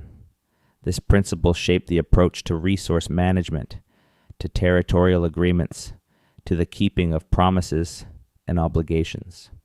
It was, in modern terms, a form of institutionalized long-termism, a structural requirement to take seriously the interests of future generations in current decision-making. The contrast with most modern democratic systems, which are structurally biased toward short-term thinking, because their leaders are selected in election cycles that rarely extend beyond 4 or 5 years, is instructive. Political scientists who study the problem of long-term policy, the difficulty of democratic systems to address slow-moving challenges like climate change or infrastructure decay or public debt, have begun to look at institutional mechanisms that might extend the temporal frame of political decision-making. The Haudenosaunee model, refined over centuries of actual governance, offers one set of answers to that problem that has been consistently underexamined. The women of the Haudenosaunee Confederacy, specifically the clan mothers who held the power to nominate and remove chiefs, occupied a position in the political system that had no real equivalent in any European political tradition of the same period. They were not rulers in the direct sense, but they were the ultimate check on the power of those who did rule. A chief who did not serve his people well, who ignored the guidance of the clan mothers, who pursued his own interests at the expense of his community, could be removed. The clan mothers would warn him once, they would warn him twice, and if he did not change his behavior, they would lift the horns of his office from his head, and he would cease to be chief. This was not revolution. This was institutional design. It was a built-in accountability mechanism that operated without the need for elections or term limits or external enforcement. The principle that leadership should be earned and maintained through service rather than simply held once attained was not unique to the Haudenosaunee. It was common across many indigenous political traditions in Canada and across North America. More broadly, the idea that hereditary chiefs derived their authority not simply from their lineage, but from their demonstrated generosity and their ongoing service to their community. The idea that a leader who failed to serve could and should be replaced was a recurring feature of political thought across a range of indigenous cultures. It is an idea that the European political tradition arrived at slowly and painfully, and only partially through the struggles of democracy and republicanism, and it was worked out in practice in actual political institutions by the peoples of this continent, long before those European struggles began. The ecological philosophy embedded in the spiritual traditions of pre-contact Canadian civilizations deserves its own consideration, because it represents a fundamentally different answer to the question of how human beings should relate to the natural world than the answer embedded in the dominant traditions of European civilization. The Christian theological tradition that shaped European thought, with its emphasis on human dominion over nature, on the separation of the human from the natural, on the world as a resource created for human use, led to a set of practices with consequences that we are still reckoning with: deforestation, soil exhaustion, species extinction, the pollution of water systems, the industrialization of agriculture, the treatment of living systems as repositories of extractable resources. All of these have their philosophical roots in a particular set of assumptions about the relationship between humans and nature. The indigenous traditions of what is now Canada operated from different assumptions. Not uniformly, not without variation, not without their own instances of ecological damage, but with a generally different framework that treated the natural world as a community of relations, rather than a collection of resources. The concept of reciprocity, the idea that taking from the natural world created an obligation to give back, was not just spiritual sentiment. It shaped actual practices. The ceremonies that accompanied hunting and fishing and harvesting were not simply rituals of thanksgiving. They were social technologies for enforcing the norms of reciprocal relationship, for transmitting to younger generations the protocols that governed how much could be taken, when, in what way, and with what obligations. They were the regulatory apparatus of a sustainable resource management system, encoded in cultural practice rather than in law. The salmon runs of the Pacific rivers were managed under indigenous governance for thousands of years. The management system, which involved specific protocols about which fishing methods could be used where, which runs could be harvested, and which had to be allowed to pass, which fish had to be released and which could be kept, was sophisticated enough to sustain salmon populations at levels that modern fisheries management has struggled to maintain in the century and a half since that management system was overridden by the Canadian state. The crisis of Pacific salmon populations today, the collapse of multiple runs across British Columbia and the Yukon, is in part a story of what happens when a resource management system developed over millennia is replaced by one developed over decades by people who did not understand the system they were replacing.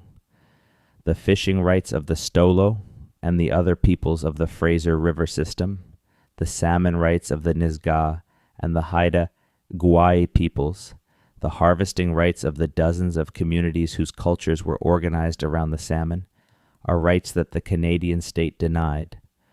For most of its history, and has only partially restored through a series of court decisions that have consistently found that the rights were never legally extinguished.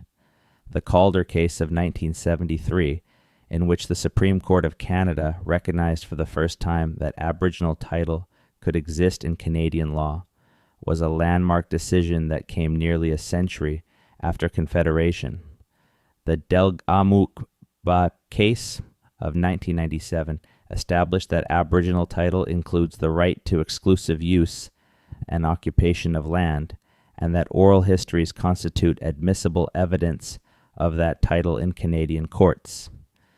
The Tsilhqot'in decision of 2014 was the first time that Aboriginal title over a specific territory was actually granted by a Canadian court. These are not small or abstract legal decisions. They are the beginning of a legal and political reckoning with the fact that the land of Canada was never ceded by its original inhabitants through any legitimate process, that the treaties that exist cover only portions of the country and were often signed under conditions of coercion or misunderstanding or both, and that the dispossession on which the Canadian state was built rests on no legitimate legal or moral foundation. That reckoning is uncomfortable, and it is slow, and it is contested, but it is happening. The languages. We should return to the languages one more time before we close, because the scale of the linguistic diversity that existed in pre-contact Canada, and that still partially exists, is one of the strongest arguments against the idea that what was here before was simple or uniform or easily summarizable. Linguists classify the indigenous languages of what is now Canada into a number of distinct language families, groupings of languages that share a common ancestor, the way French and Spanish and Portuguese share Latin as their ancestor, or the way the Germanic languages share a common Proto-Germanic ancestor. But unlike the Indo-European language family, which encompasses most of the languages of Europe and a significant portion of the languages of South Asia, the indigenous language families of Canada are, in many cases, not related to each other at all. Algonquian, Athabascan, Salishan, Wakashan, Iroquoian, Siouan, Tsimshianic, Haida, Tlingit, the Inuit Aleut family that spans from Alaska to Greenland. These are not branches of a single tree. They are, in many cases, entirely separate trees. The number of distinct language families represented in the indigenous languages of Canada is roughly comparable to the number of distinct language families represented across the entirety of the continent of Europe. Canada is not linguistically diverse the way that a country with multiple dialects of a single language is diverse. It is linguistically diverse the way that a region containing dozens of entirely unrelated language families is diverse. This diversity is the product of tens of thousands of years of human habitation, of populations evolving their languages independently in relative isolation, for periods of time so long that any common origin has become linguistically undetectable. Each of those language families contains multiple distinct languages. Each of those languages contains multiple dialects.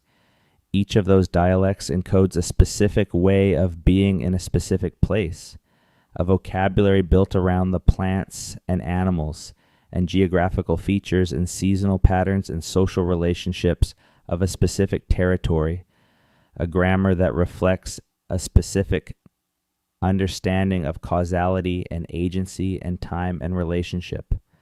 The loss of even a single one of these languages is the loss of a unique perspective on what it means to be human, a perspective developed over thousands of years and irreplaceable by any other. Approximately 25 of the roughly 70 surviving indigenous languages of Canada are considered endangered to the point where they are spoken only by a handful of elders. Within a generation or two, without intensive revitalization efforts, those languages will be gone. Their loss will not be like losing a dialect of an existing language, where the unique vocabulary can be preserved in dictionaries even if the living language ceases to be spoken. The loss of a language that has no relatives, that belongs to no family shared with any surviving language, is the loss of a unique cognitive and cultural technology, irreversibly. And yet there are signs that the trajectory is not entirely one of loss. The Michif language of the Métis people, once considered functionally extinct, outside of a small number of elderly speakers, now has new speakers being trained in university programs. The Mohawk language has active immersion schools in several communities on both sides of the Canadian-American border. Hawaiian, not a Canadian language but relevant as a model, was nearly extinct 30 years ago and now has tens of thousands of speakers, many of them people who learned it as adults and raised their children in it. Language revival is possible. It requires will, resources, and time, and the window for some Canadian Indigenous languages is narrow, but it is not yet closed. What does it mean finally to reckon honestly with what was here before the ships came, and with what was done to it? It means, at minimum, acknowledging that the land on which Canada was built was not empty, was not available, was not waiting, and that the people who lived on it for 50,000 years had built something of genuine value, something that was deliberately and systematically destroyed. It means acknowledging that the destruction is not finished in its consequences, that its effects are still moving through generations of people and through ecosystems and through political and legal structures. It means acknowledging that the recovery, the revitalization, the reclaiming of what was not fully destroyed is not charity or special treatment, but justice, the beginning of a reckoning with history that every person who lives on this land is implicated in, regardless of their own ancestry. It also means sitting with the knowledge that the erasure was not complete. The civilizations of pre-contact Canada are not simply historical artifacts, preserved in museum cases and academic papers. They are living traditions, damaged and incomplete in ways that were intended to make them incompletable, but alive. The Haudenosaunee are still here. The Wendat are still here. The peoples of the Pacific Coast are still here. The Inuit are still here. The Cree and the Ojibwe and the Blackfoot and the Mi'kmaq and the dozens of other nations are still here, on the land that has always been theirs, working out their relationship to a future that is theirs to shape as much as anyone else's. The civilization that existed in what is now Canada before Europeans arrived was not a single thing. It was thousands of years of human ingenuity and adaptation and creativity and conflict and resolution and beauty and loss and recovery. It was not a finished thing, not a complete thing, not a thing that had reached some final form before being interrupted. It was a living, developing, changing civilization, the same way that all civilizations are living and developing and changing. It was interrupted, it was damaged, but it was not ended, and that is perhaps the most important thing to understand about the story this video has tried to tell. The erasure was not complete. The memory was not entirely destroyed. The people are still here, and the story is not finished. There is a specific archaeological site in what is now northeastern British Columbia that deserves its own extended consideration, because it is emblematic of how the story of pre-contact civilization in Canada has been distorted by what researchers were willing to look for and what they were not. The Charlie Lake Cave site near Fort St. John in the Peace River country of northeastern British Columbia contains evidence of human habitation extending back approximately 10,500 years. That in itself would be notable, but not exceptional. What makes the site more significant is what the artifacts found there represent, not just in terms of their age, but in terms of what they reveal about the adaptability and mobility of the people who made them. The stone tools found at the lowest levels of the site from the earliest occupation show techniques and styles that connect to a broader tradition spread across a vast geographic range. Evidence that the first people to inhabit this region were not isolated pioneer settlers, but part of a wider network of human communities in communication with each other across enormous distances. The Peace River country itself, the broad valley system carved by the river, of that name through the northeastern corner of British Columbia and into Alberta, was one of the major corridors of human movement in the early post-glacial period. a natural highway through a landscape that was otherwise dominated by the retreating ice sheet. The people who used this corridor did not leave the detailed record that we have from later, more settled civilizations. They were mobile, following the animals as the ecological systems reorganized themselves in the wake of the ice, but they were not simple. The technology required to survive in a rapidly changing post-glacial environment, to track and hunt animals whose behavior was itself changing as the ecosystem shifted, to find food sources and shelter across a landscape that looked different. Each generation required intelligence, flexibility, and the ability to transmit and adapt knowledge quickly.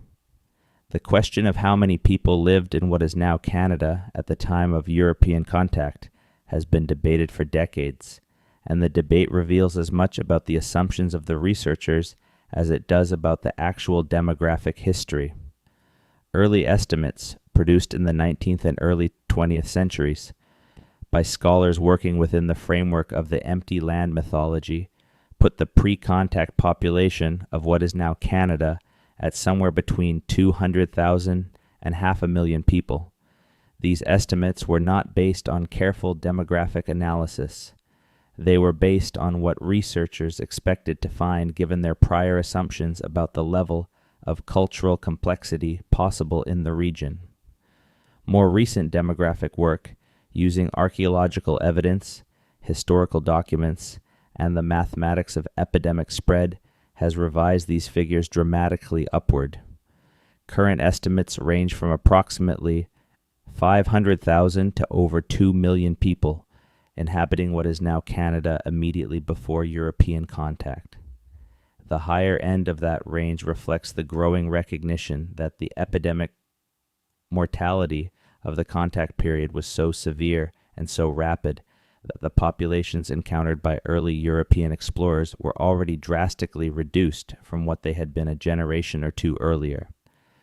Cartier encountered the St. Lawrence Iroquoians when they may already have been in demographic collapse from diseases that had arrived ahead of European explorers themselves, carried along trade routes from more southerly contacts. A pre-contact population of 2 million people distributed across the land we now call Canada is not a sparse population of isolated hunter-gatherers. It is a populated continent, organized in communities ranging from small seasonal camps to large permanent villages, connected by trade networks and political alliances and family relationships into something that functioned at a continental scale like a society. The land management practices of those 2 million people, their deliberate burning and planning and cultivation and harvesting across millions of hectares of territory shaped the landscape in ways that persisted long after the population catastrophe of contact, and that shaped in turn what European settlers found and how they understood it. The parks and forests and natural landscapes of Canada today are not the original pre-human landscape of the continent. They are the landscapes that resulted from thousands of years of human management, followed by roughly 3 to 4 centuries of drastically reduced human management, following the population collapse of the contact period. When European settlers moved into the Ontario Peninsula in the early 19th century and found rich agricultural soils under mature forest, they were finding soils that had been enriched by centuries of indigenous agriculture and that had been recently reforested as the communities that had cultivated them were decimated. When explorers described the extraordinary abundance of game animals in the interior of North America, they were partly describing a real abundance, but they were also partly describing an abundance that resulted from the collapse of the human population that had been managing those animal populations, the temporary ecological disruption of a system that had been in balance, flooding the landscape with resources whose human users were gone. The parks and protected areas of Canada today also sit, in many cases, on land that was taken from Indigenous peoples who had used and managed it continuously for generations. The creation of national parks in Canada, beginning with Banff in 1885, involved in multiple cases the forced removal of indigenous communities who had been living in what was designated parkland. The Stoney Nakoda people were displaced from what became Banff. The Tunaksa people were displaced from what became Yoho and Kootenay. The idea that wilderness must be uninhabited to be preserved, that the presence of human communities is incompatible with ecological integrity, was not a neutral scientific principle. It was a specific ideology about the relationship between humans and nature, one that happened to be convenient for a government that wanted to control land and that denied the legitimacy of indigenous presence and indigenous land management. The alternative view, now increasingly supported by ecological research, is that the landscapes of pre-contact Canada were not wilderness in the sense of untouched nature. They were managed landscapes, and the management was, in many cases, ecologically sophisticated in ways that promoted biodiversity, productivity, and resilience. The indigenous managed forests of the Pacific coast, for example, contained a higher density of specific tree species valued for food production, including the camas lily, the wapato, the wild berries, than the surrounding unmanaged forest. These were not natural concentrations. They were the result of deliberate cultivation and management over generations. The removal of the people who managed those landscapes did not preserve them in some pristine state. It changed them. There is also the matter of what Canada owes, not just culturally and historically, but materially.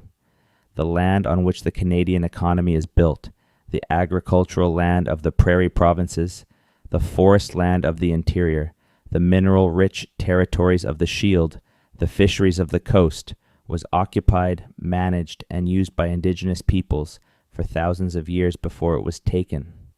The taking was accomplished through a combination of epidemic mortality, military force, legal manipulation, treaty-making under conditions of duress, and the simple colonial assertion that prior occupation by non-European peoples did not constitute a legitimate claim.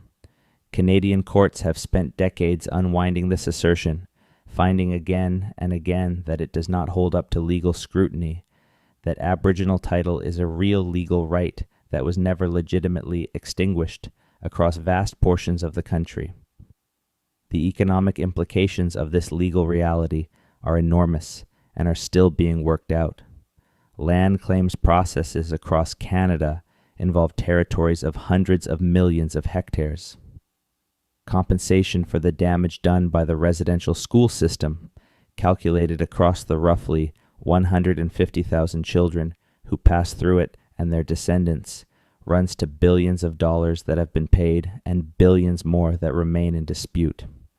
The question of resource revenue sharing, of who receives the economic benefit of the oil and gas and minerals and timber extracted from territories to which indigenous peoples have unextinguished legal claims, is being actively contested in courts and negotiating rooms across the country. This is not ancient history in any practical sense. It is happening right now. The people who are making these arguments, who are sitting across tables from government and corporate lawyers and arguing for their people's rights, are doing so as the direct inheritors of a civilization that was deliberately and systematically attacked over the course of centuries. They are doing so in the language of the colonizer, using legal tools that were originally designed to exclude them, and they are winning slowly and incompletely, but genuinely winning, because the facts of history and the principles of justice are on their side. The story of an entire civilization that ruled Canada before Europeans arrived, and that was erased from history, is not a comfortable story. It is not a story with a clean resolution or a satisfying ending. It is a story that is still being told by the people who lived it and whose descendants are living it still. The erasure was real, and it was devastating, and it was intentional, and its effects are ongoing, and it was not complete. The most important thing this story asks of anyone who hears it is not sympathy. It is not guilt. It is not the performance of acknowledgement followed by the resumption of the ordinary. What it asks for is honest reckoning with what was here, with what was done, with what survives, with what is owed, with the possibility, still open, still available, of a different relationship between the people of this land and the land itself, and between the different peoples of this land and each other. 50,000 years of human civilization existed on this land before the ships came. The ships came. The catastrophe followed. The survivors survived. And they are still here, still fighting, still teaching, still remembering, still insisting on the reality of what they know and who they are and where they come from. The story of what was erased is also, inseparably, the story of what could not be erased, and that story is far from finished. There is a creek in the Yukon called Bluefish Creek.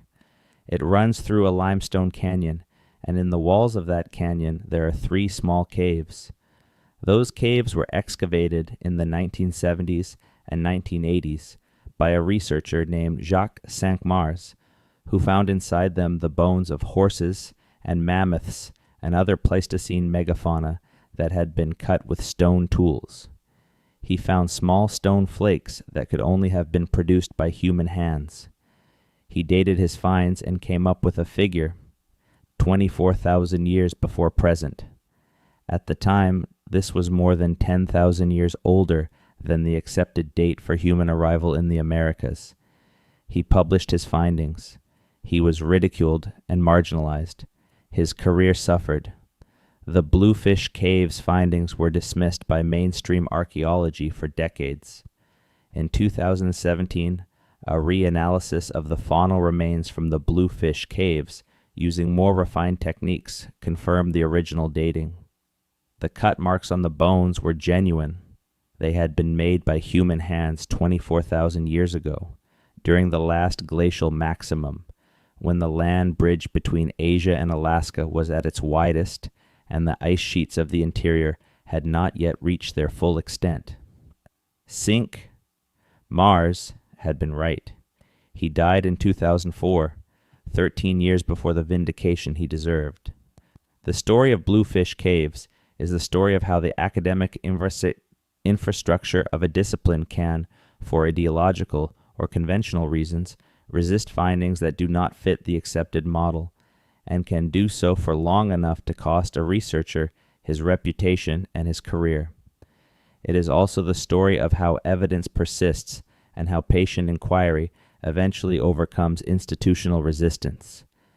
And it is a story about the people who were in the Yukon 24,000 years ago, living through the coldest period of the last ice age, hunting horses and mammoths in a landscape that would be unrecognizable to anyone alive today, and leaving behind the cut marks on bones that would one day prove they were there. Who were those people? What did they know? What did they believe? What language did they speak? We cannot know. The gap between 24,000 years ago and any surviving cultural tradition is too great for direct connection. But they were there. They were human. They were doing what humans do, observing the world, developing tools and techniques, building relationships, transmitting knowledge to the next generation. They were the beginning of a presence on this land that would continue, unbroken, for 24 millennia, producing over that time the full range of civilizational achievement that this video has tried to sketch. That is what was here. That is what was erased. And that is what refuses to stay erased. The archaeological record is not the only record. The land itself is a record. The stories that have been told around fires for thousands of generations are a record. The languages that encode within their grammars a way of being in the world developed over enormous spans of time are a record. The peoples whose ancestors made those cut marks on those Yukon bones, whose ancestors built those earthworks and those longhouses and those totem poles and those medicine wheels and those snow houses and those bentwood boxes are still here. They are the record. They are the continuation of the civilization that was supposed to have been erased. The erasure failed, not because the attempt was not serious, not because the effort was not sustained and comprehensive and brutal. The erasure failed because the people were stronger than the erasure, because the memory was deeper than the assault, because the connection to the land and to each other and to 50,000 years of accumulated human wisdom was not something that could be severed by the operation of an act of parliament or the construction of a residential school or the confiscation of a bentwood box. The civilization that ruled this land before the Europeans came was not a single civilization. It was many civilizations, varied and complex, and sometimes in conflict with each other, and sometimes in profound collaboration, all of them rooted in an understanding of and a relationship to this specific land that had been developing for longer than recorded human history.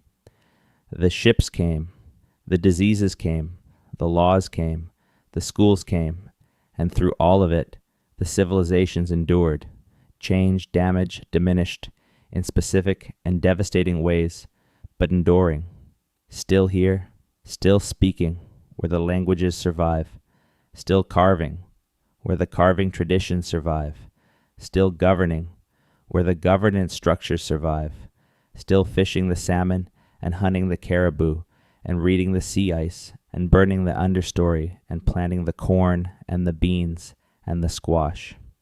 The story of pre-contact civilization in Canada is not a story of the past. It is a story of the present. It is happening right now in language nests in the Yukon and carving houses in Haida, Gwaii, and council fires on the Six Nations Reserve, and potlatches in Alert Bay, and land claim negotiations in courtrooms across the country. The erasure did not work. The civilization survived. And it has things to teach, things that the dominant culture of Canada desperately needs to learn, about how to live on this land, about how to govern justly, about how to think about time and about obligation and about the relationship between human beings and the world they inhabit. That is the story. That is what was here. That is what it means.